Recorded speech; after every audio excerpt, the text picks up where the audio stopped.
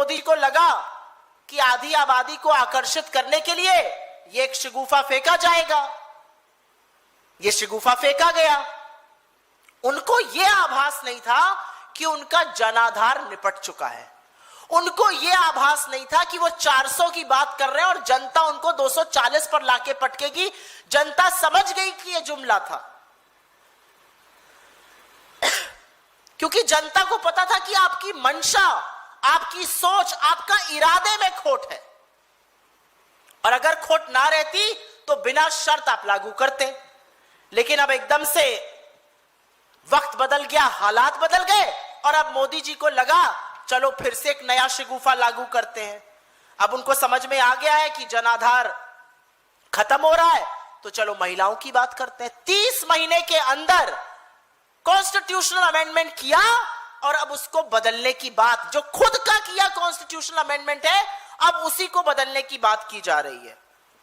और टाइमिंग सब कुछ होता है पॉलिटिक्स में। सबको पता है बंगाल में और तमिलनाडु में चुनाव चल रहे हैं, सबको पता है सारे लोग वहां पर प्रचार में व्यस्त होंगे। क्या नरेंद्र मोदी जी ये नहीं जानते कि बंगाल के चुने हुए 42 सांसद, और मैं सिर्फ लोकसभा की बात कर रही हूं, वो बंगाल में प्रचार कर रहे होंगे? क्या वो नहीं जानते कि तमिलनाडु के 39 सांसद वहां पे प्रचार प्रसार में व्यस्त होंगे? 3-3 चिट्ठियां लिखी विपक्ष के नेताओं ने और कहा 29 अप्रैल के बाद जब अंतिम चरण खत्म हो जाएगा चुनाव का, आप एक ऑल पार्टी मीटिंग बुलाइए और इस पर चर्चा कर लीजिए। लेकिन आपकी मंशा, आपकी नियत में खोट है, क्योंकि आपकी नियत महिला सशक्तिकरण की नहीं है, और इसी बात का पूरा पूरा उल्लेख सोनिया जी ने किया है। क्या ये स्पेशल सत्र जो 3 दिन के लिए बुलाया जा रहा है 16 तारीख से, क्या ये स्पेशल सत्र की जो बातें हैं ये 3 अप्रैल से पहले जब चल रहा था सेशन तब नहीं हो सकती थी? क्या ये 10 अप्रैल के बाद जो अभी चुनाव खत्म हुए 9 तारीख को जिसकी वोटिंग हुई तब नहीं हो सकती थी? क्या कारण है कि बीच चुनाव में आपको बुलाकर लोगों को यह करना पड़ रहा है? और कारण है आपकी मंशा, कारण है आपकी कुटिलता, कारण है कि आप महिला आरक्षण के पीछे छुपकर एक फ्लॉड डिलिमिटेशन करना चाहते हैं, और आप जातिगत जनगणना से बचना चाहते हैं, और उस पर अभी मैं चर्चा करूंगी। बहस महिला आरक्षण है ही नहीं। महिला आरक्षण तो हम कब से कह रहे हैं कीजिए। हां, यह मुद्दा जरूर हो सकता है कि जिस तरह का शोषण होता है महिलाओं का, जिस तरह की हालत भाजपा के राज्यों में महिलाओं की है, उनकी पार्टी में महिलाओं की है, उस पर जरूर चर्चा की जा सकती है। तो आज जब यह सरकार दोराहे पर आकर खड़ी है, तो महिला आरक्षण के पीछे छिपकर परिसीमन की शकुनी चाल चली जा रही है। शकुनी चाल चली जा रही है कि जातिगत जनगणना न करनी पड़े। और यहां पर मैं आप सबके माध्यम से जनता को याद दिला दूं, 1 साल पहले राहुल गांधी जी ने यह बीड़ा उठाया था कि जातिगत जनगणना इस देश में होकर रहेगी, और यही सरकार जिसने सुप्रीम कोर्ट में एफिडेविट लिखकर दिया था और कहा था जातिगत जनगणना नहीं होनी चाहिए, जिस प्रधानमंत्री ने कहा था कोट एंड कोट ये अर्बन नक्सल वाले जातिगत जनगणना कराना चाहते हैं, उन्होंने नाक रगड़ के जातिगत जनगणना की बात मानी जो गुहार राहुल गांधी जी ने लगाई थी।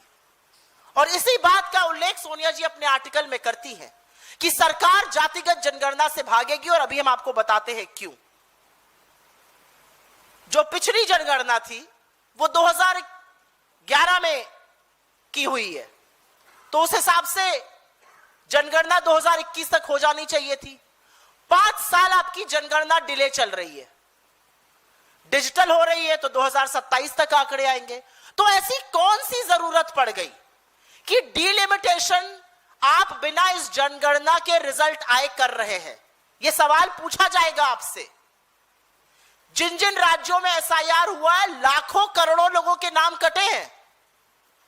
मतलब यह पता चल रहा है, सरकार यह मान रही है, हम कहते हैं फ्लॉड है, सरकार यह मान रही है कि जनगणना इधर उधर चेंज हो रही है। तो आप किस आधार पर डिलिमिटेशन करिएगा? आप कैसे डिसाइड करिएगा कौन सी एससी एसटी की सीट्स है, जब आपके पास जनसंख्या का आधार ही नहीं है? आप देखिए जो नतीजे तेलंगाना और बिहार में जातिगत सर्वे के आए हैं, आर्टिकल में मैम ने उसका भी जिक्र किया है, उल्लेख किया है। वो जातिगत सर्वे चौंकाने वाले हैं। वो बताते हैं कितनी पिछड़े वर्ग की पॉपुलेशन है, और उसके आधार पर बार बार कांग्रेस पार्टी ने 2023 में भी जब आप ये कानून पारित कर रहे थे, हमने कहा था ओबीसी महिलाओं के लिए दरवाजे खोलिए, उनको आरक्षण दीजिए। लेकिन क्योंकि ये ना करना पड़े, क्योंकि जातिगत जनगणना ना करनी पड़े, आप डिलिमिटेशन को बढ़ाए दे रहे हैं। और एक बात जो सोनिया जी ने अपने आर्टिकल में लिखी है, वो न्याय संगत बात है, वो इस देश को जोड़ने की बात है। उसी ने इस देश को जोड़े रखा है।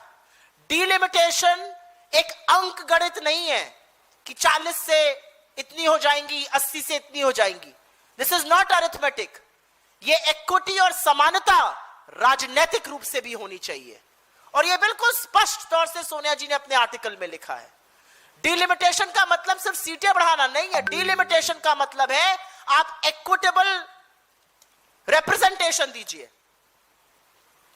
जो राज्य परिवार नियोजन में अग्रणी रहे, जो छोटे राज्य हैं, उन्हें तुलनात्मक रूप से या पूरी तरह से कोई भी नुकसान नहीं होना चाहिए। लेकिन आप जो करने जा रहे हैं, बिना जनगणना के आंकड़े आए, वो totally flawed, totally wrong delimitation है। क्योंकि आप ही के सर्वे ये बता रहे हैं कि जनगणना पूरी तरह से गणना बदल चुकी है। और इसीलिए सवाल इस बात का है कि ये क्यों किया जा रहा है, इतनी हड़बड़ी क्यों है, ऐसी क्या आन पड़ी कि एकदम से मोदी जी को यह करना पड़ रहा है। और इसका पूरा पूरा साफ सपाट जवाब है महिला आरक्षण के पीछे छिपकर शकुनी तरीके से परिसीमन करना है और कहीं ना कहीं जातिगत जनगणना से भागना है। वेट करिए जनगणना के आंकड़ों का, उसके आधार पर परिसीमन होना चाहिए। परिसीमन करते वक्त आपको याद रखना चाहिए कि जिन राज्यों ने पैरामीटर्स पे अच्छा परफॉर्म किया, उनको नुकसान ना हो। आप नॉर्थ साउथ की डिवाइड मत क्रिएट कीजिए इस देश में, जो आप करने की कोशिश कर रहे हैं। सबको पता है आपका यह शिगुफा इसलिए है क्योंकि नरेंद्र मोदी जी को एक नया बहाना चाहिए। अब कैसे कहेंगे कि काम नहीं कर पा रहे हैं? अब चुनाव बीत जाएगा तो एब्स्टीन की चर्चा होगी, चुनाव बीत जाएगा तो विदेश नीति की चर्चा होगी, चुनाव बीत जाएगा तो बेरोजगारी और महंगाई की चर्चा होगी। तो ऐसे में मोदी जी किसको ब्लेम करेंगे? कैसे कहेंगे विपक्ष काम नहीं करने दे रहा है, नेहरू जी काम नहीं करने दे रहे, इंदिरा जी ने हाथ पकड़े हुए हैं, राहुल जी आके खड़े हो गए, मोदी जी को कलम नहीं चलाने दे रहे, कैसे कहेंगे? तो ये नया शिगुफा छोड़ा गया है और ये आरक्षण के पीछे छिपकर एक चाल चली जा रही है, फंसाया जा रहा है, उलझाया जा रहा है। लेकिन जो मेन मुद्दा है, जैसा कि सोनिया जी ने स्पष्ट तौर से कहा है, जैसा कि कांग्रेस वर्किंग कमेटी ने निर्णय लिया, this is not an issue of women's reservation. ये महिला आरक्षण का मुद्दा है ही नहीं, वो सर्वसम्मति से पारित हो गया। आपने उसमें किंतु अपितु परंतु लगाया। ये मुद्दा डिलिमिटेशन का है, ये रिप्रेजेंटेशन ऑफ स्टेट्स का है, ये जातिगत जनगणना का है, जिन मुद्दों से आप आंख बचाकर मुंह छिपाकर भागना चाह रहे हैं। तो बजाय न्यूज़पेपर्स में ओपेड लिखने के, बजाय सम्मेलन करने के, बजाय मंचों से विपक्ष से अपील करने के, ऑल पार्टी मीटिंग बुलाइए। और जिस तरह से आप बीच चुनाव में एक स्पेशल सेशन बुला रहे हैं, आप बंगाल के 42 और तमिलनाडु के 39 सांसदों और तमाम सीनियर लीडर्स से यह हक छीन रहे हैं कि वो जाकर वहां प्रचार प्रसार कर सके, वो जनता के बीच में जा सके। यह हक आप उनसे छीन रहे हैं और यह देश देख रहा है। I will very very briefly make a statement in English on this. As you can see right behind me, this is an article penned by the Congress Parliamentary Party President, Chairperson, Srimati Sonia Gandhi ji.